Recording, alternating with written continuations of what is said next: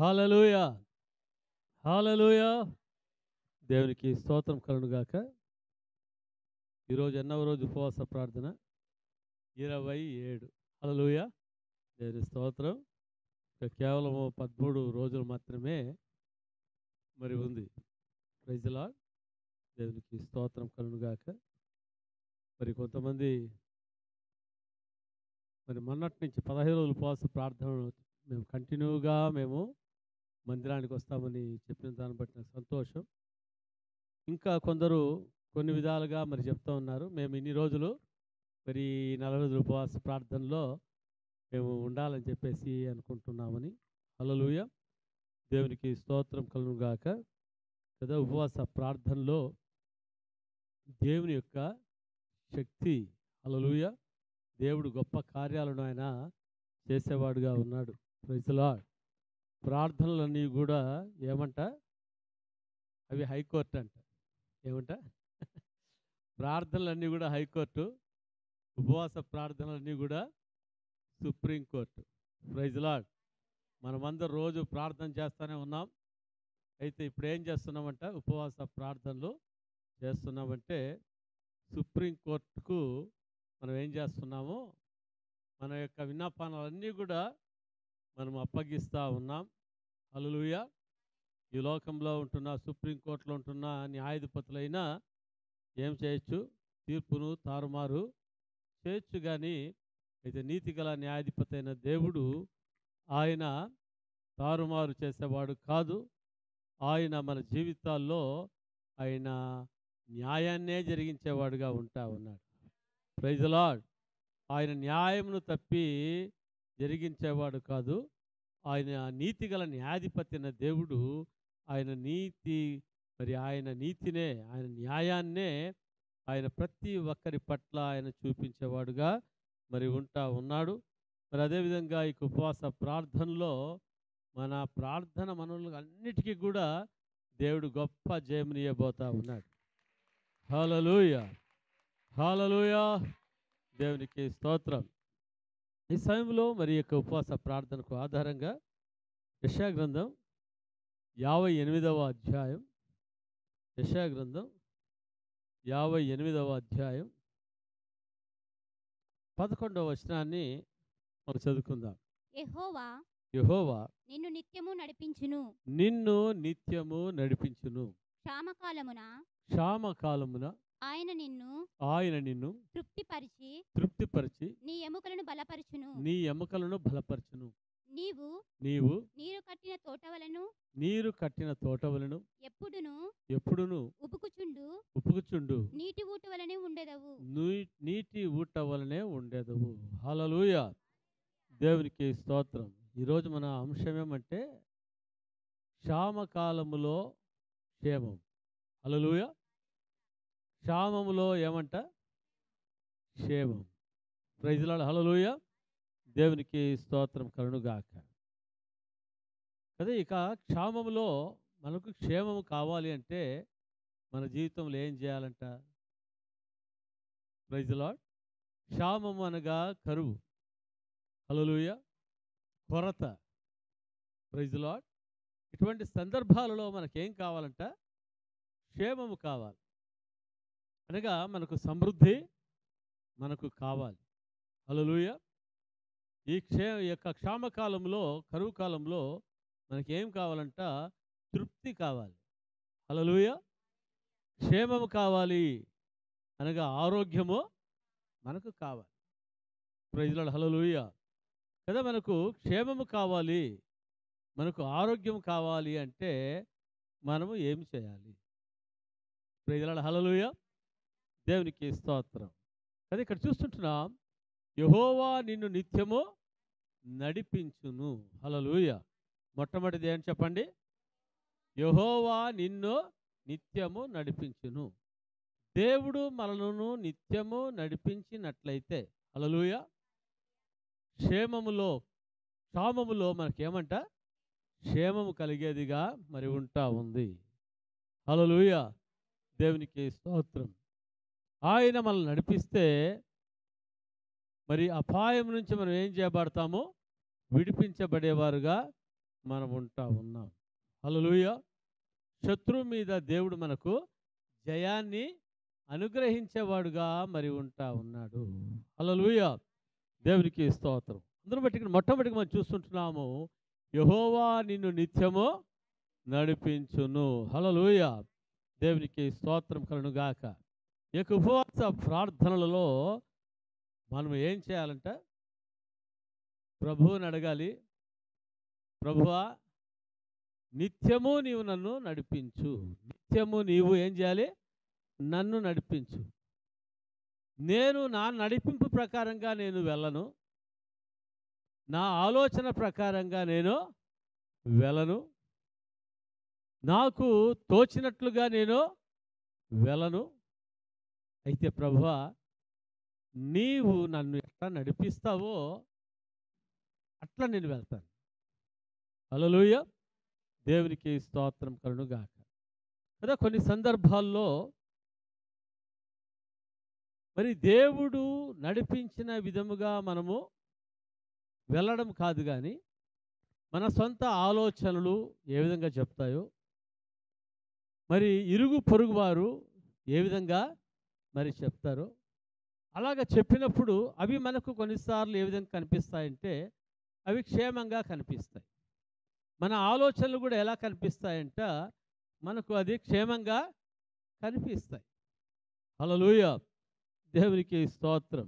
అది ఎంతవరకు కనిపిస్తాయంటే అది మన వరకు అవి కనిపించేవిగా మరి ఉంటా ఉన్నాయి. అయితే నిజముగా అవి క్షేమము కాదే కాదు. హల్లెలూయా. అవి నిజముగా ఏం కాదంట? క్షేమకరములు కానే కాదు. హల్లెలూయా. దేవునికి స్తోత్రం. కదా అనేకుల జీవితాలలో తమ సొంత ఆలోచన ప్రకారంగా, తమ సొంత చిత్తము ప్రకారముగా, హల్లెలూయా, కదా ఈ లోక సంబంధమైన మనుషులు చెప్పిన వారి ప్రకారముగా వెళుతూ అనేకుల జీవితాల్లో అనేకమైన నష్టాలు కొని తెచ్చుకున్న వాళ్ళుగా మరి ఉంటా ఉన్నారు. హల్లెలూయా. దేవునికి స్తోత్రం కలుగునుగాక. అదొక సామెత ఉంది కదా, చేతులు కాలినాక ఆకులు పట్టుకుంటే ఏమి లాభం. హల్లెలూయా. దేవునికి స్తోత్రం కలుగునుగాక. కదా పోయిన కాలంలో మరి చేతులు కాలినాయి, ప్రైజ్ లార్డ్, హల్లెలూయా. మరి ఆకులు పట్టుకుంటే ఉపయోగం లేకుండా అయిపోయింది, ప్రైజ్ లార్డ్, హల్లెలూయా. అయితే ఇప్పుడు దేవుడు ఏం చేయబోతున్నాడంటే, నీ చేతులు కాలినప్పటికీ, హల్లెలూయా, ఆయన స్వస్థపరిచే హస్తాలు నిన్ను ఏం చేయబోతున్నాయంట? నీకు స్వస్థతనివ్వబోతా ఉన్నాయి. ప్రైజ్ లార్డ్, హల్లెలూయా. దేవునికి స్తోత్రం కలుగునుగాక. ఎందుకంటే ఇక ఉపవాస ప్రార్థనలలో మరి ఏమి జరుగుతుందంటే, ప్రభువా ఇంతకుముందు నా సొంత చిత్తం ప్రకారంగా నేను నడిచాను, సొంత ఆలోచన ప్రకారంగా నడిచాను.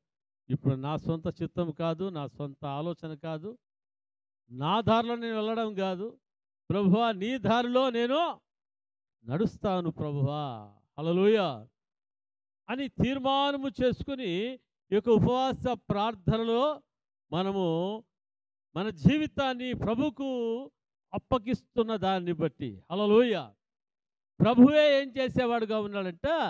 మనల్ని నడిపించేవాడుగా ఉంటా ఉన్నాడు. హల్లెలూయా, హల్లెలూయా. దేవునికి స్తోత్రం కలుగునుగాక.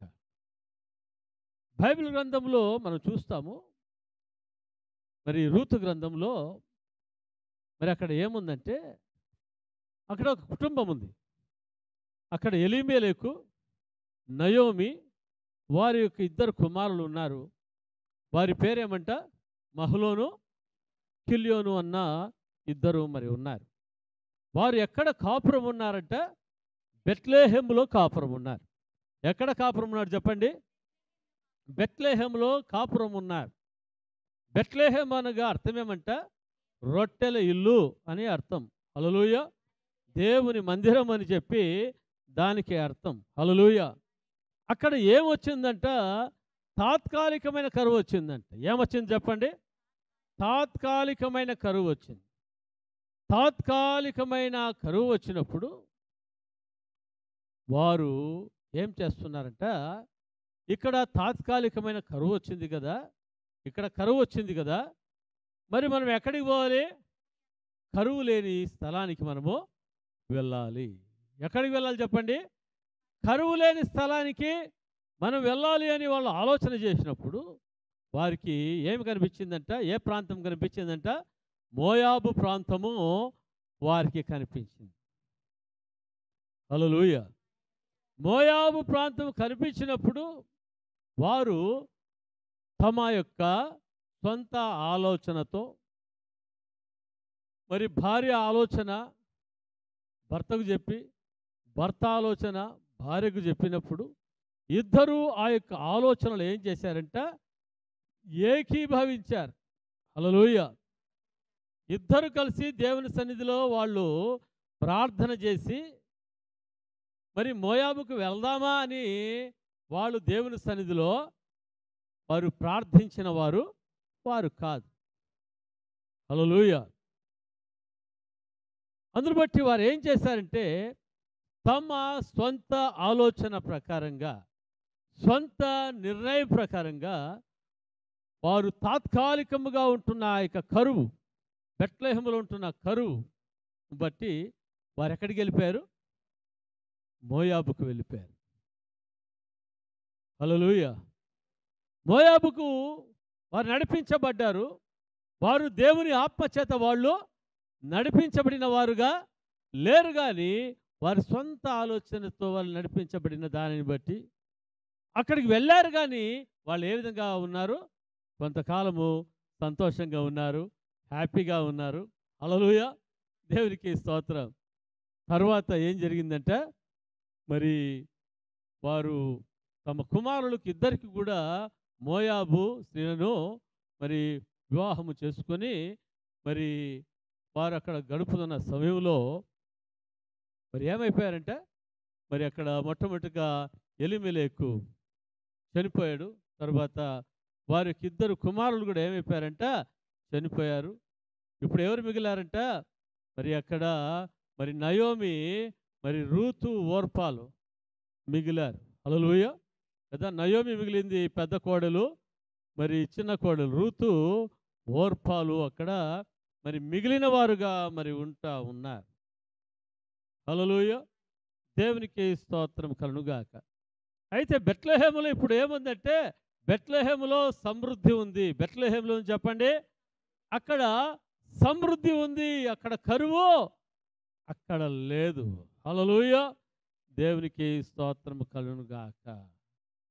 హల్లెలూయా. చూడండి, యెహోవా నిన్ను నిత్యము నడిపించును అన్నప్పుడు మనం ఏం చేయాలంట? ప్రభువా నీవే నన్ను నడిపించు నాయనా, నీవు నడిపించినట్లుగా నేనేం చేస్తానో నేను నడుస్తాను. దావీదు మహారాజు అంటాడు 23వ కీర్తనలో, యెహోవా నా కాపరి, నాకు లేమి కలగదు. హల్లెలూయా. ఆయన పచ్చిక గల చోట్ల నన్ను పరుండజేయుచున్నాడు, శాంతికరమైన జలముల యొద్ద నన్ను నడిపించుచున్నాడు అంటున్నాడు. హల్లెలూయా. చూస్తుంటున్నా దావీదు మహారాజు ఏమంటాడంటే, యెహోవా నా కాపరి, నేను ఆయనకు గొర్రెను. నేనెవరు? ఆయనకు గొర్రె. నేను ఆయన నా కాపరి. ఆ కాపరి నన్ను ఎట్లా నడిపిస్తే నేను అట్లా వెళ్తాను. హల్లెలూయా. ఆ కాపరి, మరి నా దేవుడు నాకు కాపరిగా ఉన్నాడు, ఆయన నడిపించినట్లుగా నేను వెళ్తాను. నేను వెళ్తే నాకేమంట? నాకు లేమి ఉండదు. హల్లెలూయా. నాకు లేమి ఉండదు, నాకు కరువు ఉండదు. హల్లెలూయా. నాకు క్షామం అనేది నాకు ఉండదు. నేను ఎక్కడ ఉంటానంట? పచ్చిక బయలుల్లో నన్ను ఆయన పరుండ చేసేవాడుగా ఉన్నాడు. హల్లెలూయా. హల్లెలూయా. దేవునికి స్తోత్రం కలుగుగాక. దావీదు జీవితంలో ఎప్పుడు కూడా మరి ఏమి చేసినా కూడా ఏం చేసేవాడు అంట? దేవుని సన్నిధిలో విచారించేవాడుగా ఉన్నాడు, దేవుని సన్నిధిలో ప్రార్థించేవాడుగా ఉన్నాడు, దేవుని చిత్తాన్ని కనుగొని మరి వెళ్ళేవాడుగా ఉంటున్నాడు. కాబట్టి దావీదు ఎక్కడికి వెళ్ళినా కూడా యుద్ధాలలో విజయాన్నే దేవుడు ఇచ్చాడు. హల్లెలూయా. హల్లెలూయా. దేవునికి స్తోత్రం కలుగుగాక. Praise the Lord, praise the Lord, హల్లెలూయా. ఇజ్రాయేల్ ప్రజలు ఐగుప్తు దేశంలో మరి వారు బానిసత్వంలో మరి ఉంటున్న సందర్భంలో మరి వారికి భయంకరమైన మరి పరిస్థితి వారి జీవితంలో చోటు చేసుకునింది. ఆ భయంకరమైన పరిస్థితులను బట్టి వాళ్ళు ఏం చేస్తున్నారంట, నిట్టూర్పులు విడుస్తూ ఉన్నారు, కన్నీరు కారుస్తూ ఉన్నారు. హల్లెలూయా. అప్పుడు దేవుడు వారి మూల్గులను విని, వారి ప్రార్థనను విని, హల్లెలూయా, వారి మొరలను, వారి ఏడ్పును దేవుడు చూచి ఏం చేశాడంట, పరలోకములో నుంచి భూలోకానికి దిగి రావడం జరిగింది. హల్లెలూయా, హల్లెలూయా. దేవునికి స్తోత్రం కలుగుగాక.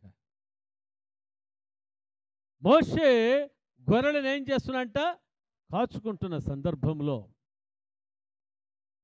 ఆ అరణ్యంలో ఒక పొద కనిపించింది. ఆ పొద ఏమంట, దగ దగ దగ దగ దగమని మండుతూ ఉంది, కానీ ఆ పొద ఏం కాలేదు, ఆ పొద కాలిపోలేదు. ప్రైజ్ ది లార్డ్, హల్లెలూయా.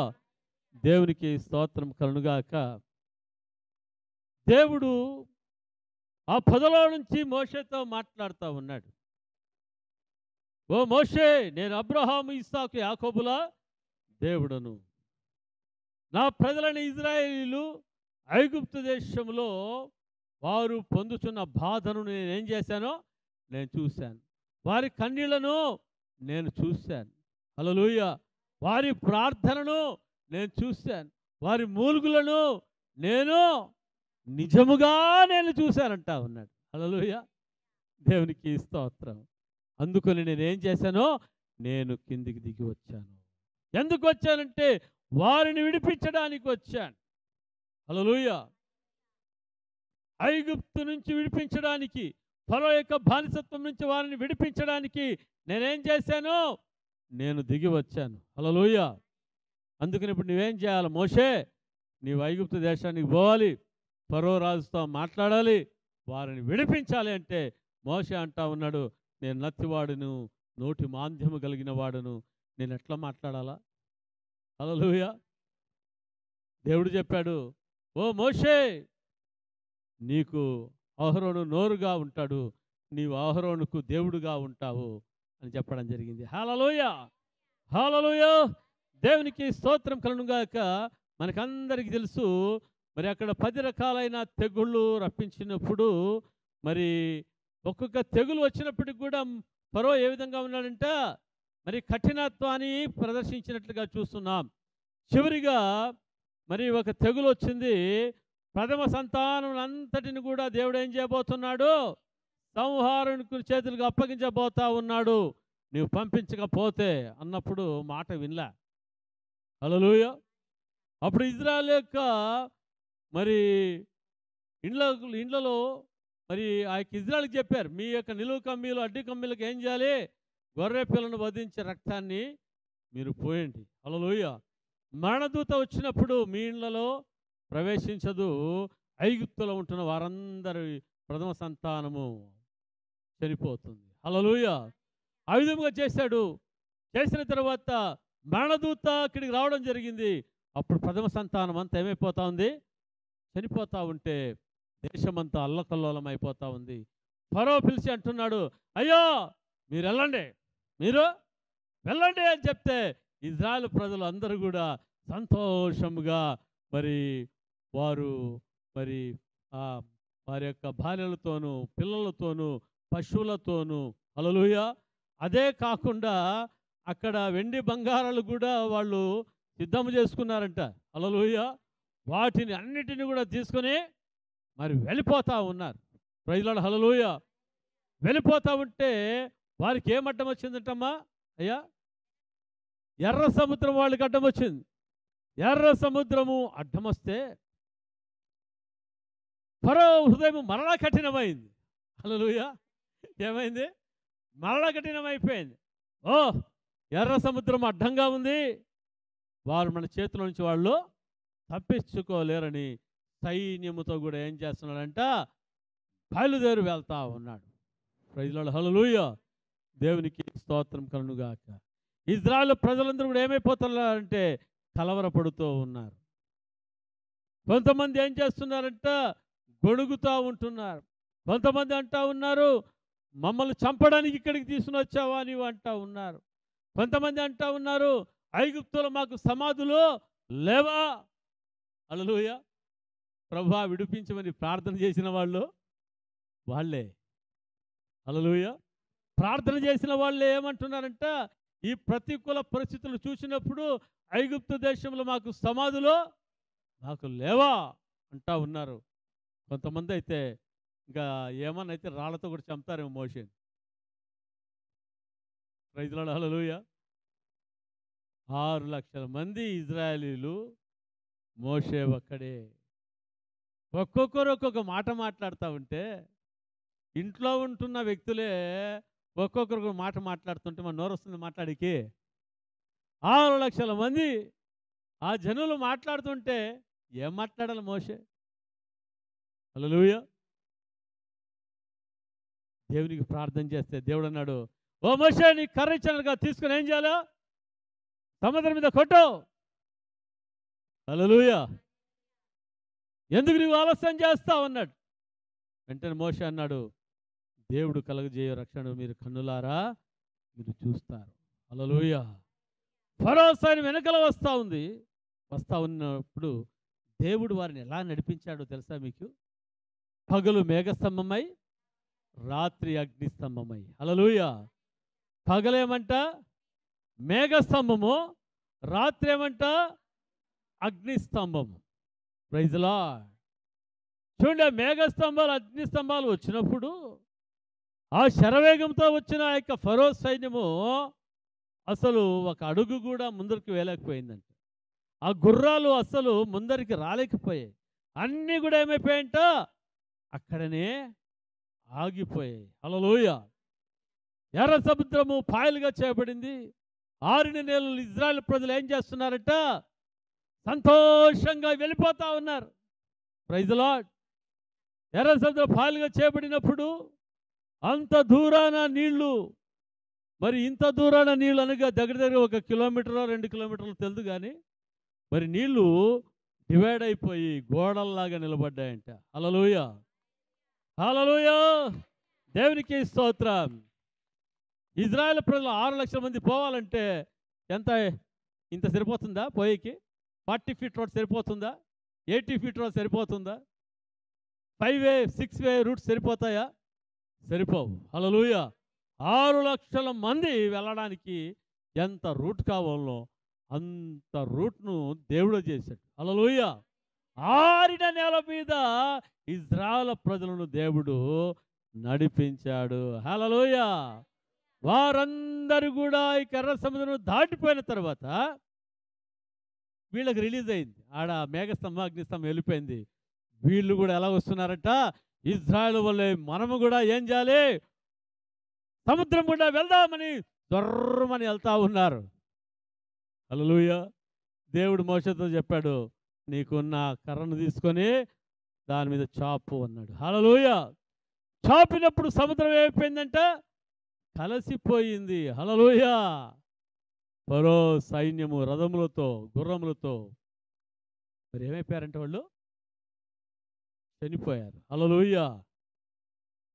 ఊపిరి ఆడక ఏం చెప్పారంట, సముద్రములో పడి వాళ్ళు చనిపోయినట్లుగా మనం చూస్తూ ఉన్నాం. హల్లెలూయా.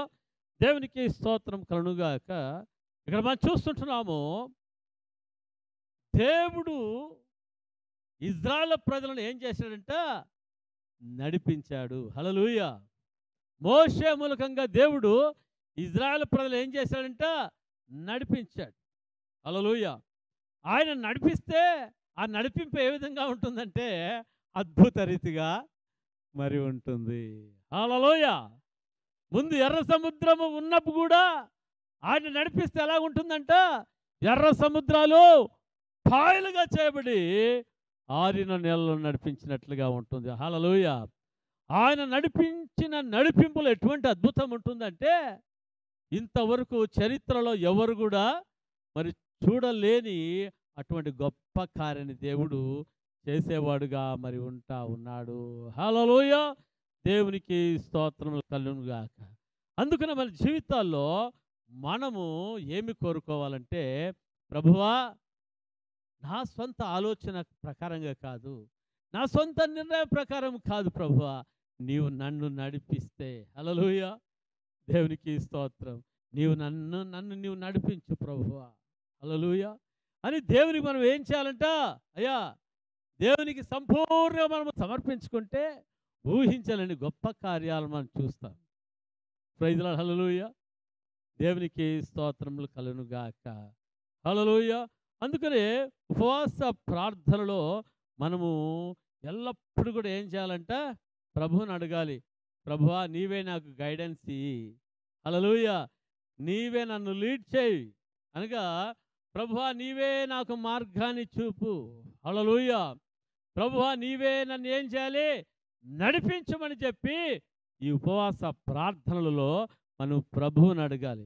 ఇంతకుముందు నా సొంత ఆలోచన ప్రకారంగా, సొంత తలంపుల ప్రకారంగా, మనుషుల యొక్క ఆలోచన ప్రకారంగా నేను నడిచానయ్యా, నా జీవితంలో మార్గము కనబడని వ్యక్తిగా నేను ఉంటా ఉన్నాను. హల్లెలూయా, దేవునికి స్తోత్రం అని ప్రభు సన్నిధిలో ప్రార్థన చేస్తే ప్రభు ఏం చేస్తాడంట? ఆయన మార్గాన్ని సరళము చేసేవాడుగా ఉంటా ఉన్నాడు. హల్లెలూయా, హల్లెలూయా, హల్లెలూయా, దేవునికి స్తోత్రం కలుగును గాక. Praise the Lord, praise the Lord, హల్లెలూయా. రెండవదిగా మనం చూస్తుంటున్నాము, క్షామకాలమున ఆయన నిన్ను తృప్తిపరచును. హల్లెలూయా. ఏ కాలములో తృప్తి అంట? క్షామకాలం. క్షామకాలం అంటే కరువు కాలములో మనకేం కావాలమ్మా? మన క్షేమం కావాలి. హల్లెలూయా, దేవునికి స్తోత్రం. అదే కరువు కాలము, క్షామకాలము అంటే కొరత. హల్లెలూయా. కొరతలో దేవుడు మనకు ఏమిచ్చేవాడుగా ఉన్నాడంట? సమృద్ధిని. ఎప్పుడు సమృద్ధిని అంటే ఆయన ఆత్మ నడిపింపుకు మనము లోబడి వెళ్ళినప్పుడు. హల్లెలూయా. క్షామములో దేవుడు మనకేమిస్తాడంట? క్షేమాన్ని మనకి ఇస్తాడు. ప్రైజ్ ది లార్డ్, హల్లెలూయా, దేవునికి స్తోత్రం. యోసేపు యొక్క జీవితంలో మనం చూస్తూ ఉంటున్నాం. మరి మనకందరికీ తెలుసు యోసేపు యొక్క జీవితం. హల్లెలూయా. ఆయన దేని గుండా వెళ్తున్నాడంటే భయంకరమైన ప్రతికూల పరిస్థితుల గుండా ఆయన వెళ్తా ఉన్నాడు. హల్లెలూయా. ఆయన యొక్క బానిసత్వ బ్రతుకు ఏ విధంగా ఉందంట? క్షామములో ఉన్నట్లుగా ఉంది. ఎలాగుంది చెప్పండి? క్షామములో ఉన్నట్లుగా మరి ఉంటా ఉంది. హల్లెలూయా. అయినా ఆ క్షామములో ఉన్నట్లుగా ఉన్నప్పటికీ ఆ యొక్క యోసేపు దేవునినే హత్తుకున్నవాడుగా మరి ఉంటా ఉన్నాడు. ప్రైజ్ ది లార్డ్, హల్లెలూయా. అందుకనే చూస్తున్నాం, యోసేపుతో పాటు దేవుడు తోడుగా మరి ఉంటా ఉన్నాడు. యోసేపు ఎక్కడికి వెళితే అక్కడ దేవుడు తోడుగా ఉంటా ఉన్నాడు. ఎందుకంటే దేవుడు నడిపించినట్లుగా యోసేపు ఏం చేస్తున్నాడు?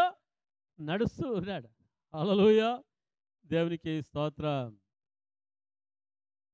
నడుస్తూ నడుస్తూ ఎక్కడ కూడా యోసేపు దారి తప్పిపోలే. దారి తప్పాడా? ఫరోకు ఆ యొక్క యోసేపుకు పోతిఫర్ ఇంట్లో ఒక డోర్ ఓపెన్ అయింది. ఏం డోర్ ఓపెన్ అయింది? ఒక డోర్, ఒక తలుపు ఓపెన్ అయింది. ఏం తలుపు అంటే బానిసత్వపు స్థితిలో నుంచి పోతిఫర్ ఇంటి మీద అధికారిగా చేయబడే ఆ యొక్క డోర్ ఓపెన్ చేయబడింది. హల్లెలూయా. డోర్ ఓపెన్ చేయబడింది. మరి అక్కడ ఆయన ఇంటికి అధికారి అయ్యాడు. హల్లెలూయా.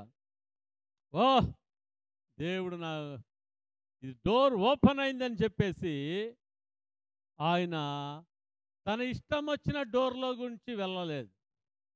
హల్లెలూయా. తనకి ఇష్టం వచ్చిన డోర్ అంటే ఆయనకు సుఖము వచ్చినప్పుడు ఆయన దేవుని మర్చిపోయి ఆయన సాతాను యొక్క త్రోవలో వెళ్ళిన వాడు కాదు. పాపపు మార్గంలో ప్రవేశించిన వాడు కాదు. పాపము ఆయనను ప్రేరేపించిన పాపాన్ని ఏం చేశాడంట? ఎదిరించిన వాడుగా మరి ఉంటా ఉన్నాడు. హల్లెలూయా, హల్లెలూయా. తన జీవితంలో ఆయన తన పరిశుద్ధతను ఏం చేయలేదమ్మా, పాడు చేసుకోలేదు. తన పరిశుద్ధతను ఏం చేయలేదంట, ఆయన పాడు చేసుకోలేదు. హల్లెలూయా. పరిశుద్ధాత్మ దేవుడు యోసేపులో మరి ఉంటా ఉన్నాడు. పరిశుద్ధాత్మ నడిపింపు ప్రకారంగానే యోసేపు ఏం చేస్తున్నాడంట, నడుస్తూ మరి ఉంటా ఉన్నాడు. హల్లెలూయా. అందుకని అంటాడు కదా పోతిఫర్ భార్యతో, నేను నా దేవుని దృష్టిలో ఇటువంటి దుష్కార్యాన్ని నేను చేయలేను. హల్లెలూయా. దేవునికి స్తోత్రం కలుగునుగాక. కదా మనకందరూ తెలుసు ఆ యొక్క యోసేపును మరి తర్వాత జైల్లో వేయడం జరుగుతుంది. మరి జైల్లో వేయబడిన యోసేపు యొక్క జీవితం, జైల్లోనే ఉండిపోయాడా? రాజుకు ఒక పెద్ద కల రావడం జరిగింది. ఆ కలభావం ఎవరు కూడా చెప్పలేదు. దాని గురించి ఎవరు చెప్పారంట, యోసేపు చెప్పాడు. హల్లెలూయా. దేవునికి స్తోత్రం. యోసేపు చెప్పినట్లనే ఆ కళ నెరవేరుతూ మరి వస్తూ ఉంది. Praise the Lord. ఆ కలభావం విన్నప్పుడు ఆ ఫరో రాజు సంతోషించాడు. తనకున్న ఉంగరాన్ని ఎవరు పెట్టాడంట, యోసేపు పెట్టడం జరిగింది. ఫరో యొక్క రెండవ రథం మీద యోసేపును ఎక్కించడము జరిగింది. హల్లెలూయా. దేవునికి స్తోత్రం కలుగునుగాక. మనం చూస్తుంటున్నాం మరి ఫరో రాజు అంటున్నాడు, యోసేపు యొక్క ఆజ్ఞ లేనిది ఎవరు కూడా కాలు కానీ చేయి కానీ ఎత్తడానికి వీలు లేదు. హల్లెలూయా. బానిస బతుకు బతికినాక యోసేపు దేవుని ఆత్మ నడిపింపు ప్రకారముగా ప్రతికూల పరిస్థితుల్లో నడుస్తుంటున్న యొక్క యోసేపు జీవితము ఏమైపోయిందంట, ఇప్పుడు ఆయన గొప్ప రాజుగా, ప్రధానమంత్రిగా దేవుడు ఆయనను చేయడం జరిగింది. హల్లెలూయా. యోసేపు అనగా అర్థమేమంటే ఫలించడి కొమ్మ. ఎక్కడ ఫలించడి కొమ్మ అంటే అది ఊట యొద్ద ఫలించడి కొమ్మ. హల్లెలూయా. దేవునికి స్తోత్రములు కలుగునుగాక. 7 సంవత్సరాలు అయిపోయింది. 7 సంవత్సరాలు సమృద్ధి గల సంవత్సరాలు ఉంటాయని యోసేపు రాజుతో చెప్పిన విధంగానే 7 సంవత్సరములు ఐగుప్తు దేశంలో సమృద్ధిగా మరి ఉంటా ఉంది. ఆ సమృద్ధి గల సంవత్సరాలలో యోసేపు ఆహారాన్ని ఏం చేశాడంట, సిద్ధపరుచుకున్నవాడుగా మరి ఉంటా ఉన్నాడు. 7 సంవత్సరాలు అయిపోయిన తర్వాత 8వ సంవత్సరం వచ్చింది, ప్రారంభమైంది, కరువు ప్రారంభమైంది. హల్లెలూయా. ఐగుప్తులో కరువు ప్రారంభమైంది. యోసేపు అన్నదమ్ములు తండ్రి ఉంటున్న దేశము కనాను దేశము ఏమైపోయిందంట, కరువు. చుట్టుపక్కల ఉంటున్న దేశాలన్నింటిలో కూడా, ప్రాంతాలన్నింటిలో కూడా ఏమంట, భయంకరమైన కరువు ఉంది. హల్లెలూయా, హల్లెలూయా. దేవునికి స్తోత్రం. ఐగుప్తు దేశంలో కరువు ఉంది కానీ యోసేపు దగ్గర కరువు లేదు. హల్లెలూయా. ఎవరి దగ్గర కరువు లేదు చెప్పండి? యోసేపు దగ్గర కరువు లేదు. ఐగుప్తులో ఉంటున్న మనుషులు కూడా వచ్చి రాజును అడుగుతున్నారు, రాజా మాకు ధాన్యము కావాలి అని అడిగితే ఆ ఫరో అంటాడంట, ఫరో రాజు అంటాడంట, గో ఆ యోసేపు మీతో ఎట్లా చెప్తాడో మీరు అట్లా చేయండి. హల్లెలూయా. ఆ యోసేపు మీతో ఎట్లా చెప్తాడో అట్లా చేయండి అంటా ఉన్నాడు. ఓ యోసేపు ఇట్రా, మాకు ఇదిగో ఇది ఐగుప్తు దేశ ప్రజలు ఉన్నారు కదా, వీళ్ళకి ఇచ్చి పంపియప్ప అని చెప్పేసి అంటా ఉన్నాడా? అనడం లేదంట. ఏమంటున్నాడు తెలుసా? ఇగో అక్కడ యోసేపు ఉన్నాడు కదా, యోసేపు దగ్గరికి వెళ్ళండి, ఆయన ఎట్లా చెప్పితే అట్లా చేయండి కదా. ఏం చెప్పాడు? ఆయన అనుమతి లేకుండా కాలు కానీ చేయి కానీ ఎత్తడానికి వీల్లేదని చెప్పాడు రాజు.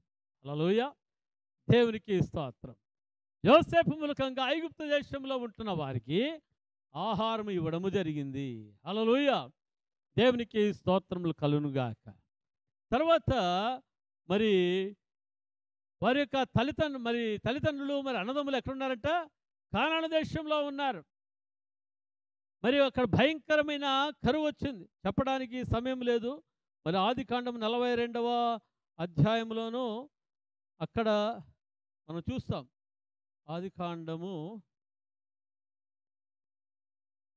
ఆదికాండం 42, 45 అధ్యాయాలలో ప్రైజ్ ది లార్డ్, హల్లెలూయా, స్తోత్రం.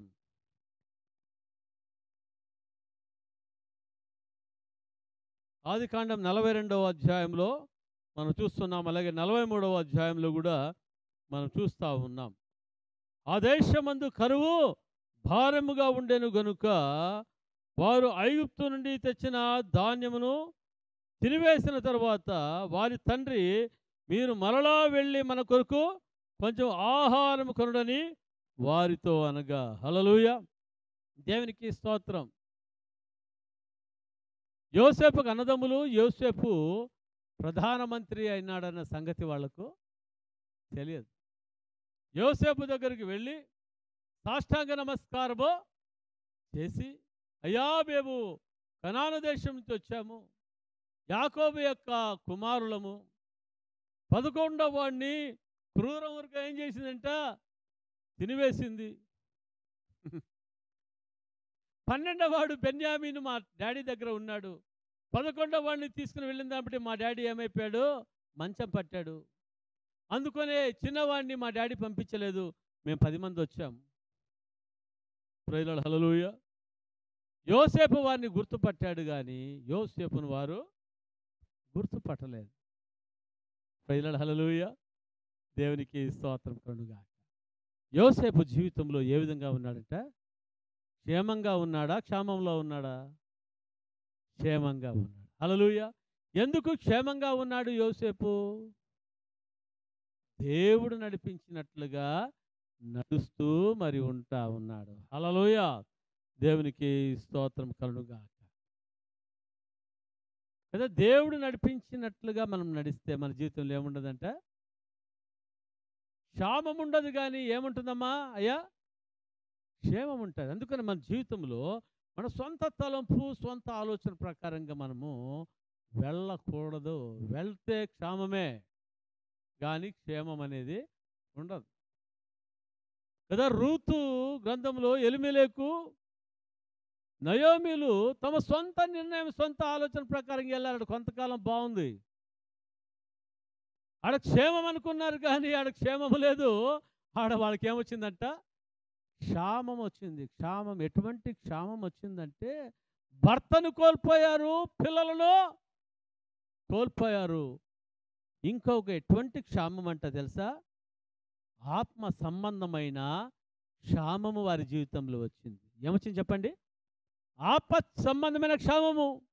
ఏమో డబ్బులు సంపాదించుకుంటూ వచ్చు వాళ్ళ జీవితంలో, అది ఇది కూడబెట్టుకుంటూ వచ్చు వాళ్ళ జీవితంలో. అయితే వాళ్ళ జీవితంలో ఎటువంటి క్షామం వచ్చిందంట? భర్తను కోల్పోయారు, 2 కుమారులను కోల్పోయారు. తరువాత ఏమి కోల్పోయారంటే వారి జీవితంలో ఆత్మీయ జీవితాన్ని వారి జీవితంలో కోల్పోయిన వారుగా మరి ఉంటా ఉన్నారు. హల్లెలూయా, హల్లెలూయా, హల్లెలూయా. అందుకనే మన జీవితంలో మరి క్షామంలో తృప్తినిచ్చే దేవుణ్ణి మనం ఏం చేయాలంట? ఆశ్రయించాలి. హల్లెలూయా, దేవునికి స్తోత్రం. ఈ ఆహారము మనకు శరీరానికి బలం ఇస్తుంది కానీ ఆత్మకు మనం బలం ఇవ్వదు. హల్లెలూయా, దేవునికి స్తోత్రం కదా. యేసుక్రీస్తు ప్రభువారు మరి ఆ మత్తయి సువార్త మరి 4వ అధ్యాయంలో మనం చూస్తాం. మత్తయి సువార్త మరి నిమిషం,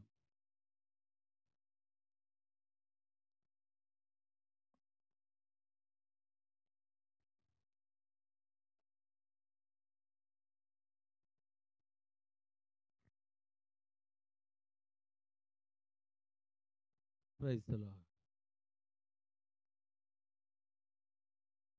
మత్తయి, లూకాసు వార్త 4వ అధ్యాయం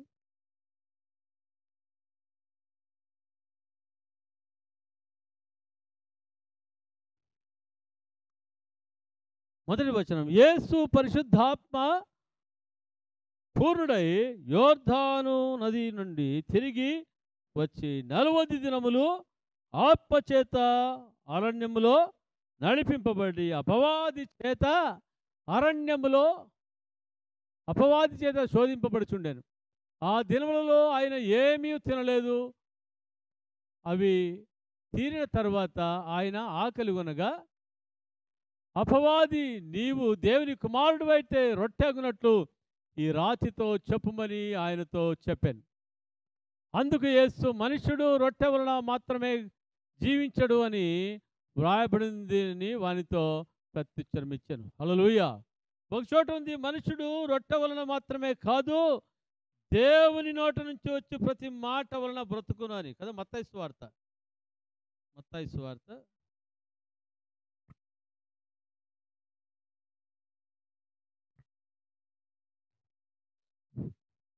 మత్తయి సువార్త 4వ అధ్యాయం 4వ వచనం. అందుకైనా మనుషుడు రొట్టె వలన మాత్రం కాదు కానీ దేవుని నోట నుండి వచ్చు ప్రతి మాట వలనను జీవించునని వ్రాయబడి ఉన్నది. హల్లెలూయా. క్షేమము, క్షామకాలంలో మనకి ఏమంట? క్షేమము కావాలి. హల్లెలూయా. దేవునికి స్తోత్రం. క్షామకాలంలో మనకు ఆహారము తినడం వలన క్షేమము కాదు కానీ, హల్లెలూయా, మన జీవితంలో క్షామము దేనికి రాకూడదు అంటమ్మా? ఆత్మకు క్షామము రాకూడదు. దేనికి రాకూడదు? ఆత్మకు క్షామం వస్తే ఏం జరుగుతుందో తెలుసా? ఆత్మ బలహీనమైపోతుంది. ఏమైపోతుంది? ఆత్మ బలహీనమైపోతుంది. సైతాన్ గాడు ఎటు చెప్తే అట్లా వినడం జరుగుతుంది. హల్లెలూయా. ఆత్మకు క్షామం రాకూడదు. హల్లెలూయా కదా. క్షామకాలంలో దేవుడు మనల్ని ఏం చేస్తాడంట? తృప్తిపరుస్తాడు. హల్లెలూయా కదా. క్షామము ఆత్మకు రాకూడదు. Praise the Lord. ఆత్మకు క్షామము రాకూడదంటే ఈ ఆత్మ ఎవరు చెప్పినట్టు నడవాలంట? పరిశుద్ధాత్మ దేవుడు చెప్పినట్లుగా నడిస్తే ఆత్మకు క్షామము లేదు, ఆత్మకు క్షేమము ఉంటుంది. హల్లెలూయా. అందుకనే యోహాను పత్రిక 3వ పత్రికలో చూస్తాం, మొదటి 2 వచనములో, ప్రియుడా నీ ఆత్మ వర్ధిల్లుచున్న కొలది నీవు అన్ని విషయములలో సౌఖ్యముగా ఉండవలనని నేను ప్రార్థన చేస్తా ఉన్నాను అంటాడు. హల్లెలూయా. ప్రియుడా నీ ఆత్మ ఏం చేయాలి? వర్ధిల్లాలి. నీ ఆత్మకు ఏం రాకూడదు? క్షామము రాకూడదు. ఏం రాకూడదు? నీ ఆత్మకు ఏం రాకూడదు? క్షామము. హల్లెలూయా. నీ ఆత్మకు క్షామము ఎప్పుడు వస్తుంది? వర్షం లేనప్పుడు క్షామం వస్తుంది. అవునా? Praise the Lord. వర్షము లేకుండా ఉన్నప్పుడు క్షామము, భయంకరమైన ఎండల వలన ఏం జరుగుతుంది? క్షామము. హల్లెలూయా. అయితే ఆత్మకు ఎప్పుడు క్షామం వస్తుందంటే మన జీవితంలో ప్రార్థన ఎప్పుడు ఉండదో, దేవుని వాక్యం ఎప్పుడు ఉండదో అప్పుడు క్షామం వచ్చేదిగా ఉంటుంది, కరువు వచ్చేదిగా మరి ఉంటా ఉంది. రావాలా? హల్లెలూయా అని చెప్తున్నారు. మన ఆత్మకి ఏం కావాలంటమ్మా? అయ్యా, క్షేమము కావాలంటే మన జీవితంలో ప్రార్థన ఉండాలి, వాక్యము ఉండాలి. యెహోవా నిన్ను నిత్యం నడిపించినట్లుగా పరిశుద్ధాత్మ నడిపింపు ప్రకారంగా మన జీవితంలో నడుస్తూ ఉంటే, హల్లెలూయా హల్లెలూయా, మన జీవితం చెప్పండి క్షేమమే. హల్లెలూయా. నువ్వేమి చేసినా ఆత్మ ద్వారా నడిపింపబడుతున్నావు కాబట్టి నీ జీవితంలో క్షేమమే. సాతానుడు క్షామము తేవాలని చూడొచ్చు కానీ సాతానుడు జీవితంలో క్షామము తీసుకురాలేడు వాడు. హల్లెలూయా. దేవునికి స్తోత్రం. మూడవదిగా మనం చూస్తున్నా చూడండి, యెషయా గ్రంథం 58:10. మూడవదిగా నీ ఎముకలను బలపరచును. నీ ఎముకలను ఏం చేస్తాడంట? బలపరుచును. Praise the Lord. హల్లెలూయా. దేవునికి స్తోత్రం కలుగునుగాక కదా. మన శరీరానికి ఏం కావాలి? బలము కావాలి. హల్లెలూయా. మన ఎముకలకి ఏం కావాలి? సత్తువు కావాలి. Praise the Lord. హల్లెలూయా కదా. యెహోవా యందు భయభక్తులు కలిగి ఉండుట దేహమునకు ఆరోగ్యమును ఎముకలకు సత్తువా కదా. సామెతలు 3వ అధ్యాయం త్వరగా తీయండి. 7వ వచనం చదవండి. చూడండి, యెహోవా యందు భయభక్తులు కలిగి చెడుతనమును విడిచిపెట్టుము. అప్పుడు దేనికి చెప్పండి అమ్మా? అప్పుడు నీ దేహానికి నీ శరీరానికి ఆరోగ్యమును, నీ ఎముకలకు సత్తువ కలుగును. హల్లెలూయా, హల్లెలూయా, దేవునికి స్తోత్రం. తినే ఆహారములో కాదు శక్తి ఉండేది. ఏ ఆహారంలో శక్తి ఉందంట? దేవుని వాక్యములో శక్తి ఉంది. హల్లెలూయా, దేవునికి స్తోత్రం కలుగునుగాక. తినే ఆహారములో శక్తి కాదు. ఏ ఆహారంలో శక్తి ఉందంట? దేవుని వాక్యం ఏం చెప్తుంది? యెహోవా యందు భయభక్తులు కలిగి చెడుతనమును విసర్జించము. అప్పుడు నీ దేహమునకు ఆరోగ్యమును, నీ ఎముకలు సత్తువ. హల్లెలూయా. మన జీవితాలు ఏం కలిగి ఉండాలి? దేవుని భయభక్తులు కలిగి ఉండాలి. చెడుతనం ఏదన్నా ఉందా? చెడుతనాన్ని ఏం చేయాలంటమ్మా? విసర్జించాలి. విసర్జిస్తే నీ దేహానికి ఏం కలుగుతుంది? నీ శరీరానికి ఏం కలుగుతుంది? ఆరోగ్యం. ఎముకలకు ఏం కలుగుతుంది? సత్తువ. హల్లెలూయా, హల్లెలూయా, హల్లెలూయా, దేవునికి స్తోత్రం కలుగునుగాక. 4వదిగా మనం చూసుకుంటున్నాం. చూడండి, యెషయా గ్రంథం 58:11.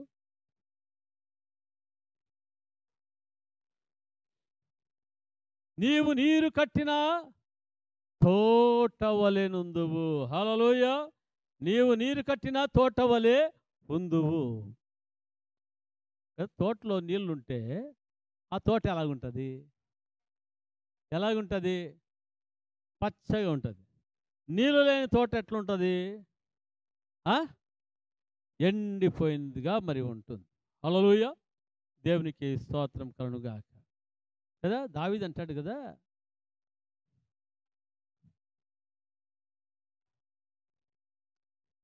కీర్తనలు 1:3 చూస్తున్నాం.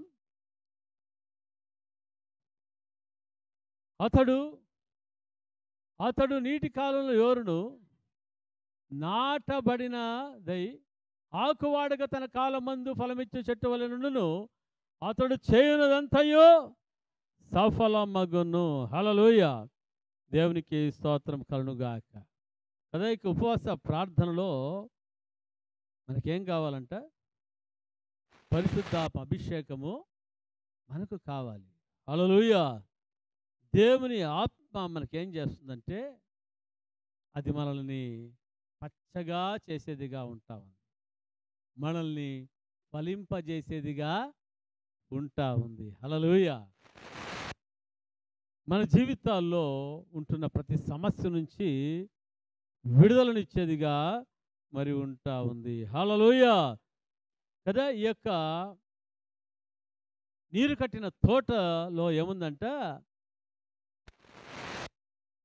మరి ఫలాలు ఉంటాయంట. ఏముంటాయి చెప్పండి? ఫలాలు ఉంటాయి. Praise the Lord. హల్లెలూయా. అంటే ఈ ఉపవాస ప్రార్థనలో మన జీవితాల్లో మనం ఏం పొందుకుంటామంటే ఆత్మఫలములు పొందుకుంటాం. ఎంతమందికి ఇష్టం ఆత్మఫలములు పొందుకోవడం? ఎన్ని ఉన్నాయి ఆత్మఫలము? 9 ఫలము. హల్లెలూయా, దేవునికి స్తోత్రం. ఈ 40 రోజుల ఉపవాస ప్రార్థనలో దేవుని సన్నిధిలో మనం ప్రార్థనలో గడపడం వలన మన జీవితంలో ఏమి అభివృద్ధి అవుతుందంటే ఆత్మఫలము, పరిశుద్ధాత్మ ఫలము మన జీవితంలో అభివృద్ధి అయ్యేదిగా మరి ఉంటా ఉంది. హల్లెలూయా, హల్లెలూయా, దేవునికి స్తోత్రం కలుగునుగాక. కదా, చెయ్యనదంతా కూడా ఏం జరుగుతుందంట? సఫలమవుతుంది. ప్రైజ్ ది లార్డ్, దేవునికి స్తోత్రం. 5వదిగా మనం చూసుకుంటున్నాం. యెషయా గ్రంథం 58:11 మనం చూస్తుంటున్నాం.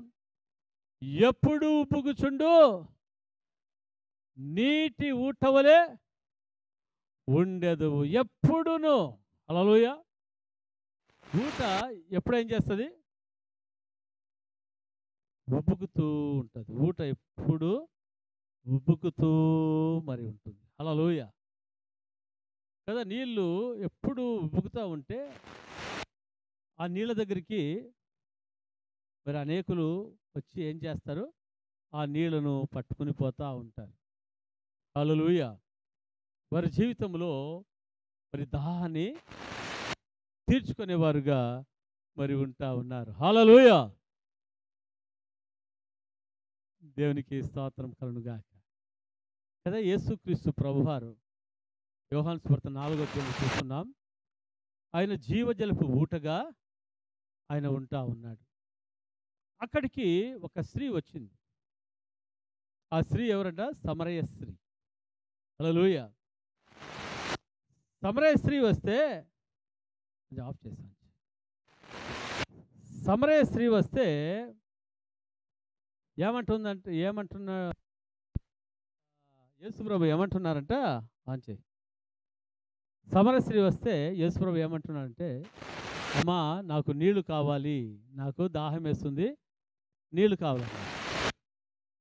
Praise the Lord. హల్లెలూయా. దాహం వేస్తుంది, నాకేం కావాలి? నాకు నీళ్లు కావాలని చెప్పేసి అన్నాడు. అప్పుడు ఆమె అంటది, ఈ బావి యాకోబు బావి, ఇది లోతైనది, ఈ నీళ్లు చేసుకొని తాగడం చాలా కష్టం అంటావు. హల్లెలూయా. అప్పుడు యేసుప్రభు అంటా ఉన్నాడు, అమ్మా ఈ బావి నీళ్లు తాగేవాడు ఏమి కావచ్చు, మరలా తప్పుకొనవచ్చు, కానీ నేనిచ్చు నీళ్లు తాగువాడు, ఇట్లు దిప్పు, నేనిచ్చు నీళ్లు తాగువాడు ఇంకెప్పుడు కూడా దప్పిగొనడు అంటా ఉన్నాడు. హల్లెలూయా. దేవునికి స్తోత్రం. అప్పుడు ఆమంటా ఉంది, ప్రభువా ఈ బావికి నేను రాకుండా, చేదుకోవడానికి నేను రాకుండా ఉండులాగా నువ్వేం చేయాలి, నాకు ఆ నీళ్లు ఇమ్మంటే యేసు ప్రభు అంటా ఉన్నాడు, అమ్మా నీ పెనిమిటి నువ్వేం చేయాలి, నువ్వు పిలుచుకుని రా అంటా ఉన్నాడు. హల్లెలూయా. నీ పెనిమిటిని ఏం చేయాలి, పిలుచుకుని రమ్మంటా ఉన్నాడు. Praise the Lord. హల్లెలూయా. అందరూ ఇటు వచ్చేసాడు. అప్పుడు అంటే నాకు పెనిమిటి లేడు. అప్పుడు యేసుప్రభు అంటాడు, నీకు ఇప్పుడు ఒక పెనిమిటి ఉన్నాడు, అయితే వాడు కూడా నీ పెనిమిటి కాడు, నీకు 5 పెనిమిట్లు ఉండ్రి అని చెప్పినప్పుడు ఆమె జీవితం ఏం చేయబడుతుందంటే ఉంది. హల్లెలూయా. పశ్చాత్తాపపడతా ఉంది. ఆమెకు ఆప్య దాహము తీరిపోతా ఉంది. పాప జీవితం నుంచి విడుదల పొందుతూ ఉంది. ఆమె ఏం చేస్తుందో తెలుసా, ఆ యొక్క ఊరిలోకి వెళ్ళి అనేకులను కూడా తీసుకుని వచ్చింది. నా జీవితాన్ని గురించి యేసు ప్రభు చెప్పాడు, అందరు కూడా మీరు రమ్మంటే అందరు కూడా మరి వచ్చారు. హల్లెలూయా. దేవునికి స్తోత్రం. కదా, జీవజలపు ఊటగా ఉంటున్న యేసు ప్రభు దగ్గరికి అనేకులు రావడం జరిగింది. హల్లెలూయా.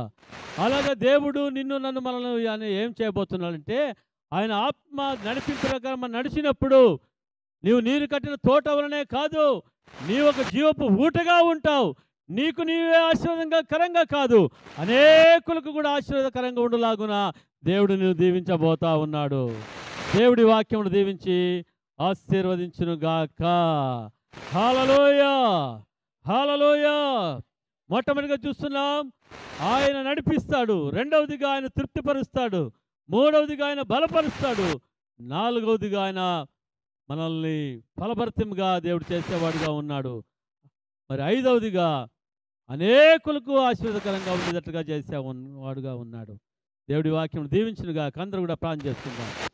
మహాపరిశుద్ధుడా మా పరలోకపు తండ్రి, నీ నామాన్ని మహిమపరుస్తున్నా, గణపరుస్తుంటున్నాం.